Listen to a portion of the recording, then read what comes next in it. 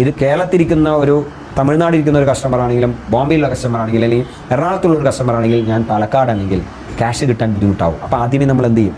Cash വാങ്ങിച്ചിട്ടാണ് സാധനം കൊടുക്കുക. അപ്പോൾ ക്യാഷ് ആദ്യമേ തരും. ഇതിൻ്റെ ഉദാഹരണം പറയുകയാണെങ്കിൽ ഫ്ലിപ്കാർട്ട്, ആമസോൺ ഇത്തരത്തിലുള്ള എല്ലാ ഓൺലൈൻ സോഷ്യൽ മീഡിയയിൽ ഉപയോഗിക്കുന്ന പ്ലാറ്റ്ഫോമിലെല്ലാം സാധനം പർച്ചേസ് ചെയ്യുമ്പോൾ ആദ്യമേ ക്യാഷ് ഓൺ ഡെലിവറി കൊടുത്തിരിക്കണം. അപ്പോൾ ഇത്തരത്തിലും നമുക്ക് പേയ്മെൻറ്റ് മെത്തേഡ് ചെയ്യാം. അപ്പോൾ 100% പേയ്മെൻറ്റ് കിട്ടിയതിന് ശേഷം നമ്മൾ ബിസിനസ് ചെയ്യാം. അപ്പോൾ ഓൺലൈനിൻ്റെ ഗുണം ചിലവ് ചുരുക്കി അഡ്വർടൈസിങ് ചെയ്യാം, രണ്ടാമത് വീട്ടിൽ തന്നെ ഇരുന്ന് മാർക്കറ്റ് ചെയ്യാം, മൂന്നാമത് ഫാസ്റ്റായിട്ട് സർവീസ് ചെയ്ത് കൊടുക്കാം, നാലാമത് പേയ്മെൻറ്റ് ക്രെഡിറ്റ് ഇല്ലാതെ നമുക്ക് ബിസിനസ് ചെയ്യാം. അപ്പോൾ എവിടെയും സ്റ്റക്ക് ഇല്ലാത്ത ഒരു ബിസിനസ് എവിടെയാണ്?